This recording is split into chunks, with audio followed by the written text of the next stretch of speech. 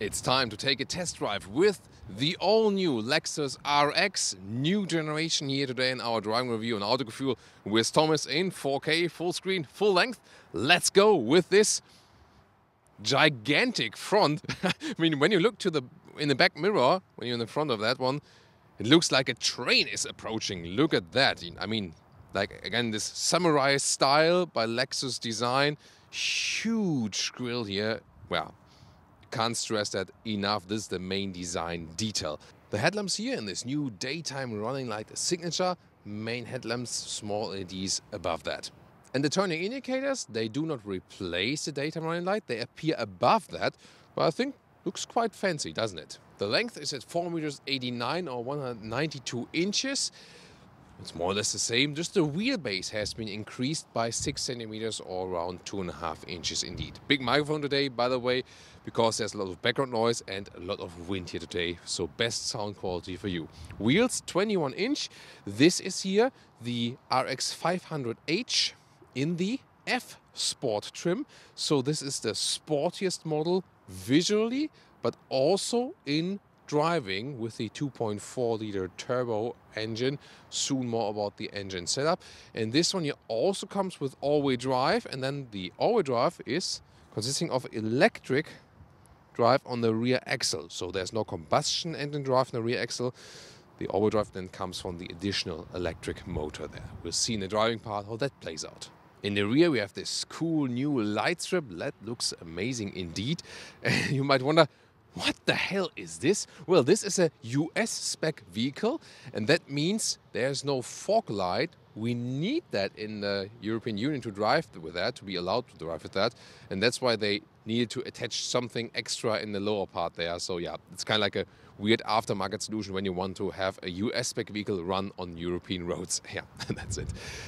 Acceleration figure here for the RX 500h. That means it's the top model, H with the hybrid and direct 4 all-wheel drive, 6.2 seconds to 1 kilometers an hour or 60 miles an hour. This is the car key, nothing special in this case. The door handles here, they are still, let's say, for real. They look like they would be coming out, but they don't. But they have like this real haptic feedback on the backside at least. Door closing sound. That's solid, like that. And look at that, also very small gaps here for the, for the build quality, like that as well. Inside of the doors, or soft touch materials. We also have here this microfiber insert in the F Sport, Mark Levinson's sound system. And then here, to open the door from the inside, you have this small press. And this is like the electronic feature, and then it goes open. You have to get used to it, but why not? And then the manual one would be pulling it. This is then the manual opening just for emergency reasons. Then the F Sport has this Sport here entry badge, and also the floor mat with contrast stitching, as well as a sportier steering wheel with F Sport insert there. Then here the contrast stitches white on the inside and perforation on the outside. These here are still real buttons on the steering wheel. So also good.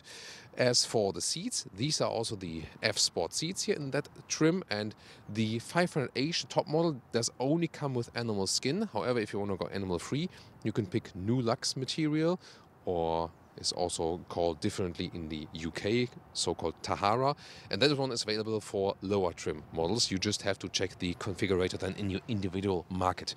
The material itself, it feels always quite similar no matter which one you go for.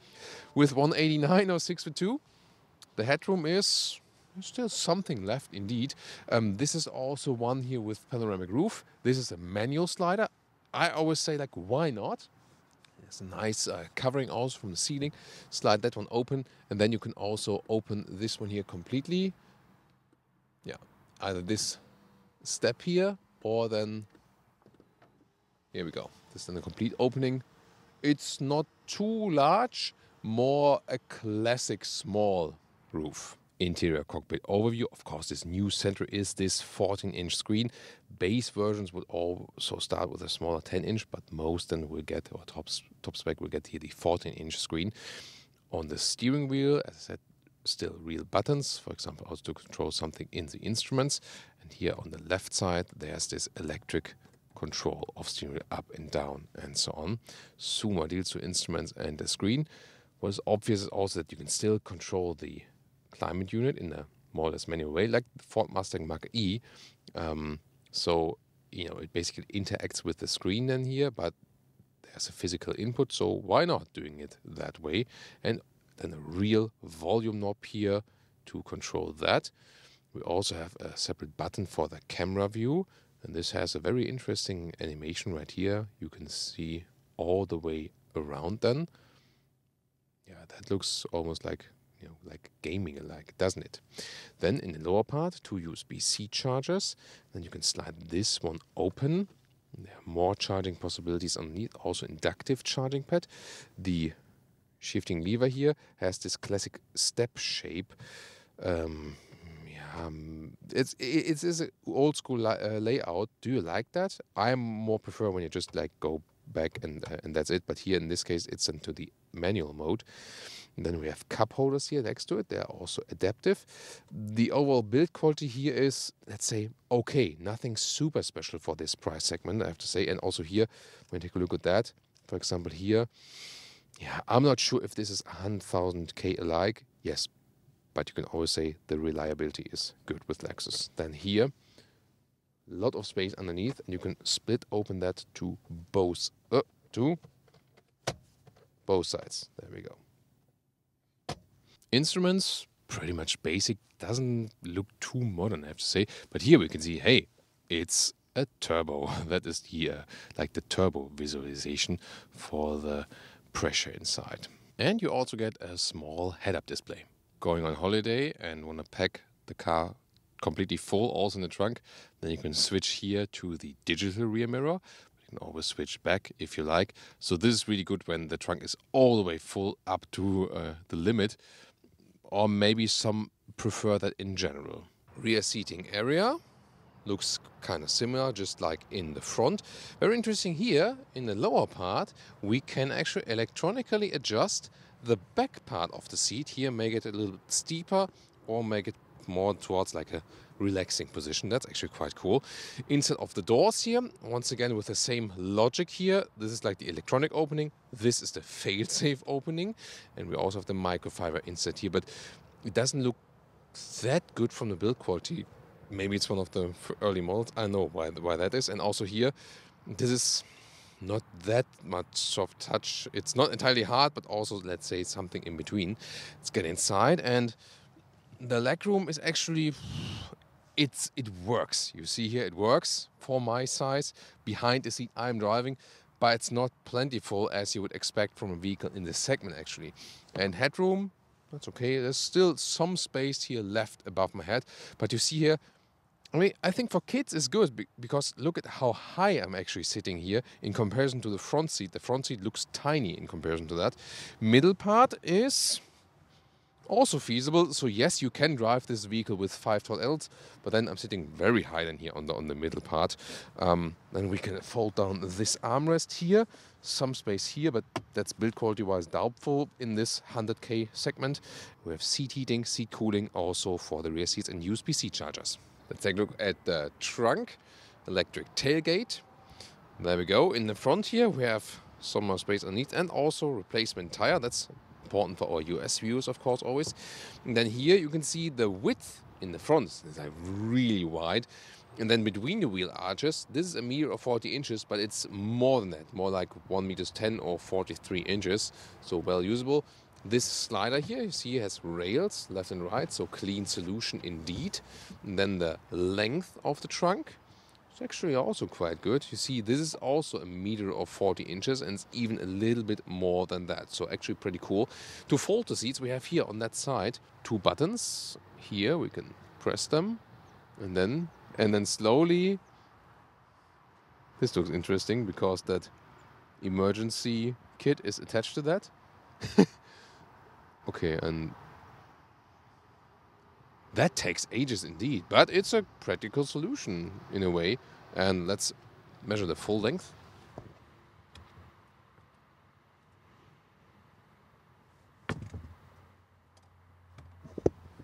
So here we go. Full length is 1 meter 77 or 69 inches. And what about folding them up again? There we go. Dum, dum, dum, dum, dum. You can go asleep actually while waiting for that, but yeah, maybe we need just to take some more time in nowadays modern world. This one here, the top spec engine, 2.4 liter turbo, 370 horsepower, because we have the hybrid drivetrain here as well, and then we have also an electric rear axle, so we have all-wheel drive. 6.2 seconds in the acceleration figure. If we then want to go, let's say, from top engine a little bit slower, below that is the plug-in hybrid, the 450h Plus, based on a 2.5 liter naturally aspirated engine. Below that, same base engine, but not plug-in hybrid, but normal inbuilt hybrid, the 350h. And the lowest spec would be the 350 without hybrid. That is then again based on the 2.4 liter turbo. Little bit complicated.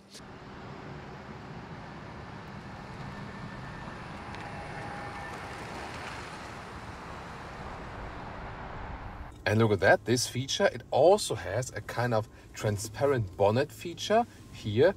This is the past image that is being built up, and this is the live image around. It also switches the view that you can see what is happening at the rear axle. So the reason behind it is that when you're driving off-road, you don't catch a stone underneath the vehicle with the tires, and so it basically fakes this image in the middle part here, or basically builds up from the live feed. It's very interesting. So again, live feed around and past image then on the lower vehicle, but it really helps that you don't damage anything from things that are underneath. In this case, you know, just this one doesn't do anything, but yeah, it's a very impressive feature indeed.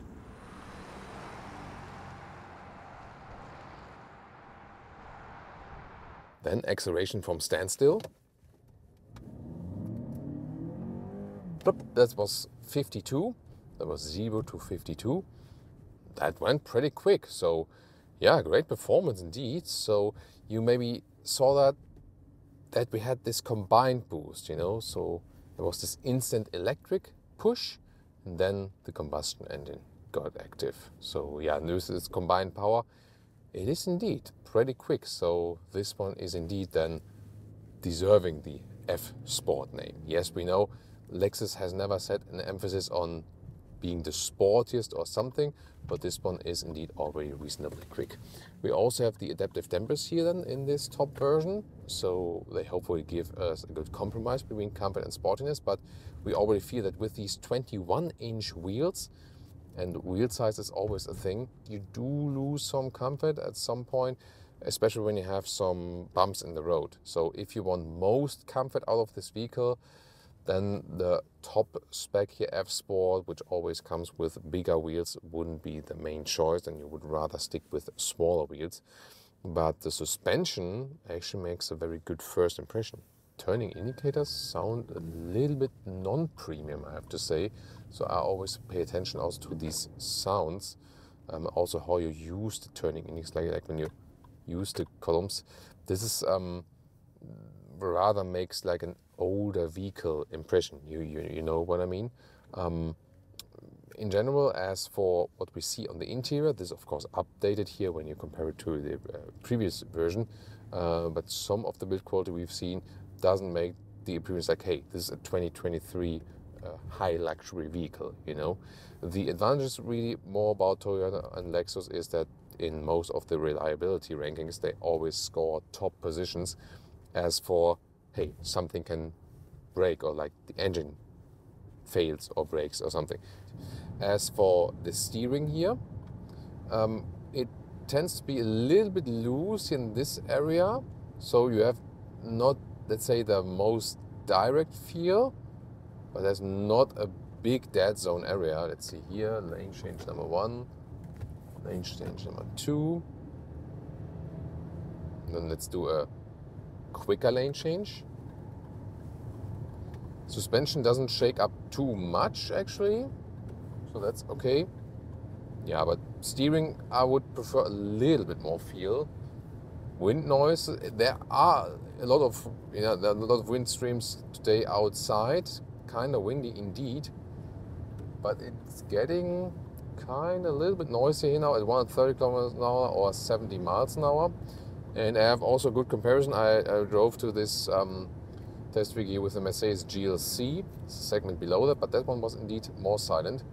And here now, German Autobahn, we can go max speed from 130 kilometers an hour. Let's go. Yeah, it's proper shifting here now. 160 kilometers an hour. 170. Now window is picking up. The front hood is shaking. That's interesting. Okay. Maybe I'd rather drive a little bit slower. Here at these normal motorway speeds, it's actually quite fine. So about 1 kilometers an hour, 60 miles an hour. Again, it is quite windy outside today here. As for the ride comfort, talked about it when there are some potholes, then the 21-inch wheels are a problem. Here when there's more even surface on the German Autobahn, it's not the biggest problem actually, and here the adaptive suspension is also doing a good job here actually. So there's some waves and so on, it's even out very well. I think they found a good compromise here between sportiness and comfort. So indeed it feels sportier than the previous generation, that's the main difference, especially then here in this sportiest top trim. However, they still kept the emphasis on comfort, so they don't want to really compete with the Germans as for sportiness and so on, but rather want to make use of the hybrid system and also don't set the suspension on the stiffest or sportiest note. And I think that's also a good decision overall.